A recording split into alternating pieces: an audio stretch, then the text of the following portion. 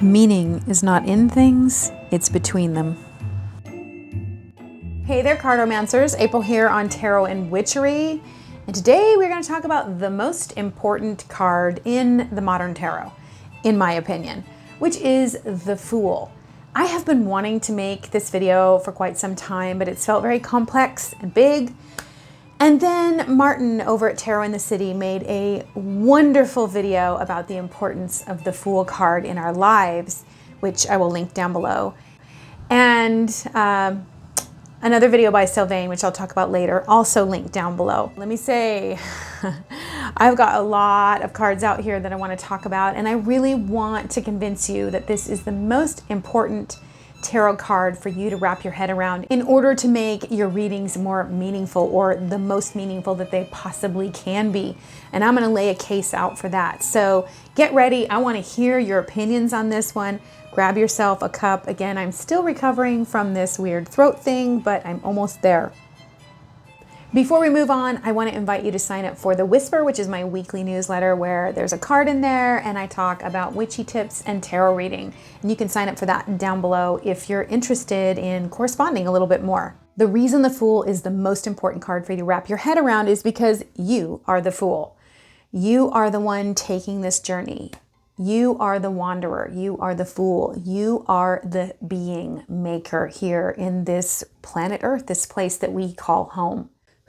Okay, I have to slow down because I just have so much that I want to say here and I just need to keep my head together. I actually have notes, and if I just could keep to those notes, this would actually be concise and not too long of a video, but don't hold me to it.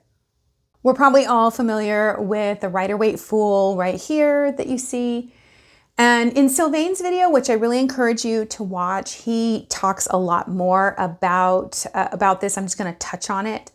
But in that video, he talks about Pamela Coleman Smith, the Rider-Waite Smith deck. The Fool is facing towards what we consider the past. Like when we read cards and we lay them out from left to right, we write the past, the present, and then the future. So it's very interesting that the Fool is facing this direction in their deck. In the Everyday Witch Tarot, however, she has the Fool facing towards the future. However, I would put forward to you that the Fool is not a temporal being, that meaning that he is linear inside time. I think he actually stands outside of time as the observer. His experiences, however, are linear, and we experience those in the major arcana, and then the minutiae, or the details, the feelings, the nuances of those experiences are found in the minor arcana. Here in the Tarot of the Holy Light, you see the Fool, and he stands in a doorway.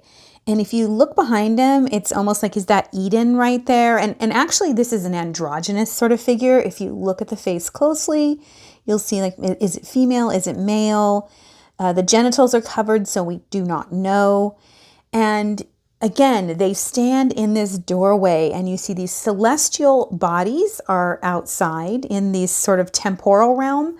But then the celestial bodies are also inside, like a part of the being, a part of the body, or as I like to call it, spacesuit that we wear as we take our journey here on planet Earth. We put our spirit inside of this body in order to have a physical experience.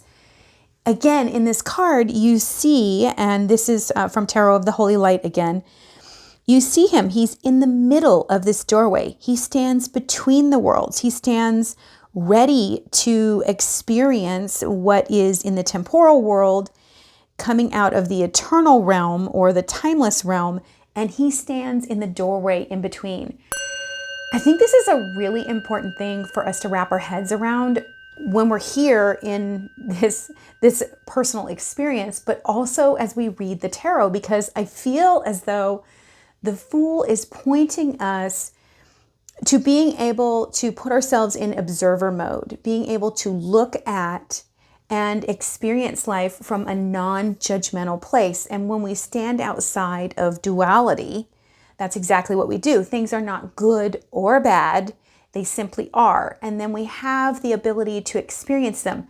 The other reason why I feel like it's so important for us to wrap our head around the idea that the Fool is a non-temporal or a multidimensional, non-linear being, I know that sounds like a lot, is that when we do that, we are present tense. And in that way, we see that the Fool is an ego-less character. Our ego recreates or judges what is happening right now in the now based on our past, based on our fears, our experiences, even our positive experiences. The ego is constantly making decisions from the past because it cannot see the future. And if you watch Martin's video, you'll see just how he really talks about how deeply important it is for us to be present tense, to really enjoy the moments that we have and to be present in them. In the Star Tarot here, you see again, the Fool is not facing either way, but facing forward. He's looking you like right in the eye. And you see he's floating. He's floating over this circle, which a circle has no beginning or end, with all of the heavenlies all around him, with this celestial wand in his hand. And that's you. That's this non-temporal being here on planet Earth, experiencing the beauty, the majesty, and the wonder of all that is here. So again, I want to show you a couple more cards here to kind of talk about this multidimensional perspective.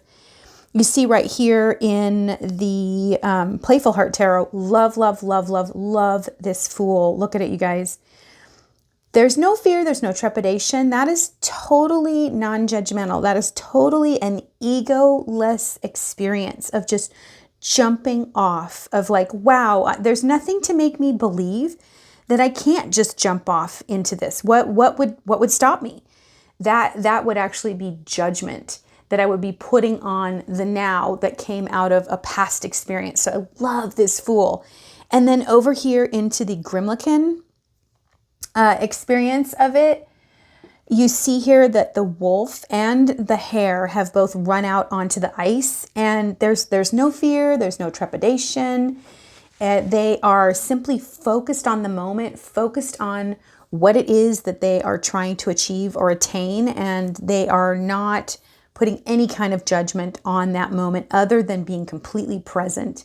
And lastly here, we have the Light Seers Tarot. Absolutely love this Fool. Look at her. First of all, she's got the yellow on, which is kind of a nod to the original Rider-Waite-Smith yellow in that depiction. And if you look closely at this card, she has a look of like bliss, of complete abandonment to this moment. She's got this crystal in her hand, and she's got her staff, and she is falling. She is allowing herself to free fall into the flower of life there. Now, I'm getting older. I've got a lot of experience. I turned 50 here this month. And I'm just like, wow, I have predicated so many of my decisions on the past. I can see that. It's just, that's what we do. We go, A plus B equals C.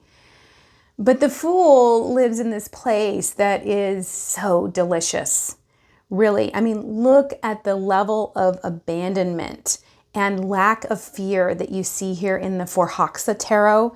She's this fairy who's landed on this beehive, and she's just reaching down and taking some honey and munching it. She's not thinking a thing about those bees coming after her. No thoughts, just the world is there for her to experience, to take, to love, to enjoy. And here in Tarot of the Abyss, look at her. She just looks so wonderful. She's just like, there's a sense of flow with all of her beautiful robes just in the wind and everything flying on, even like the winds of change being taken. There's the sun in the background, and just not a care in the world, just marching forward into what life has for her. And the question you always want to ask yourself is, how is the Fool showing up in this card? What would the Fool think of this situation? It's an incredible act of will to take your personal emotion out of it for a moment. And this is not spiritual bypassing or light washing at all. No. That is not what the tarot is for. But taking the Fool and saying, how would the Fool approach this? What would the Fool be seeing in this? if I didn't have judgment, if I didn't have fear, if I didn't have, if I hadn't experienced X, Y, and Z. The Fool is intuitionally intentional in everything that they do. They believe the best, and they live in a world that the natural law does not apply to. And you can see that here in the Wildwood Tarot. I remembered the name of it this time, you guys. I worked with this tarot for a year, so it's funny that I forgot it in my Before You Buy, where I was doing the pairings. Anyway, you can check that out if you want. But here in the Wildwood Tarot, this is not natural law. You see that there's like this fog or this mist, and there's this world ahead, but then there's that place in between, and the Fool's just not thinking of anything. It's got, the Fool has their own rainbow bridge to get them from point A to point B. Every moment that we feel that level of spontaneity, that we feel that level of trust in the universe, the YOUniverse, is a moment to be cherished. And usually those are moments where you're present tense. You're not thinking about what's gonna happen. You're not thinking about what did happen. You're right there, and it's wonderful. Not every moment feels wonderful. And again, that's what I was talking about. Meaning is not found in things, but rather between those things. That rainbow bridge, that's the meaning. And we find that meaning in the steps that we take from who we are towards that experience. The meaning is between those two things. It's between the Fool and the card that you're looking at.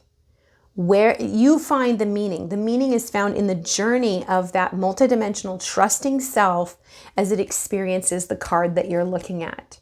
And when you choose to make the Fool your ally, you can experience life in its many facets. Whether that's grief, love, pain, joy, triumph, rest, despair, or new beginnings. As a gift not tainted by the past. If you can grab hold of the Fool in your life as a persona that you carry within, the spark that is always in you, if you can learn to turn that set of eyes on as you go through life, wow. It changes everything, and it changes the way you read tarot when you find the Fool in every card. When you ask, how does the Fool see this? Meaning is not in things, it's between them. The human experience finds meaning in the connection between the event and the observer. Let me say that again. The human experience finds meaning between the event, so the card you're looking at, and the observer, the Fool. That meaning is between those two. And what meaning you ascribe to the experience is coming from your point of view. So again, I just want to say the most important card in the tarot is the Fool. Get comfortable with it. Learn about it. It's who you are at your core when you're not holding back, you're not afraid, you're not judgmental, you're not living from a place of dualism, but you're living from a place of trust and knowing that your experience here is a gift. And I have to tell you, putting on that lens, tuning yourself to that vibration changes everything. It changes everything. Okay, so this is kind of my soapbox, you guys. I love the Fool. If you get a reading from me, I'm going to be talking to you about ascribing meaning that comes from being very conscious in your decision to approach life from a core perspective that is attuned to this vibration, the vibration of the Fool, the multidimensional self that stands outside of time in ultimate abundance, knowing that it's all going to work out. It's all going to work out. It may not feel good all the time, you guys. I am not saying that, because it doesn't. And I've had my fair share of depression and down times and hard times. And I've had times of despair. I've had the gamut of emotion. It is that depth of emotion that has created an incredible expanse of meaning in my life. Fire away below. I want to hear your comments on this. What do you think? Are you in touch with the Fool? Is this something that you do in your tarot practice? Are you constantly engaging with this aspect of self in order to help yourself work through your stuff? I mean, that's what magic is all about, is doing the work. You cannot avoid yourself if you want to be a part of magic. And that's what the Fool is, the ultimate magical being. Having this life that is not determined by the illusions of the confines that we place on ourselves once we get here and just start building up our ideas about what life can and can't be. It just doesn't exist for the Fool. Everything is possible. Everything is accessible. All is abundance. If you thought this was interesting, you might like my video on the Three of Swords right here, where I dive into how heartbreak is a new beginning and really opens the heart to be so much more than it ever was. Until we meet again, do yourself a favor. Suspend judgment, get adventurous, believe that there's more possible than you've ever had before, and allow yourself to jump off the cliff into something new and exciting.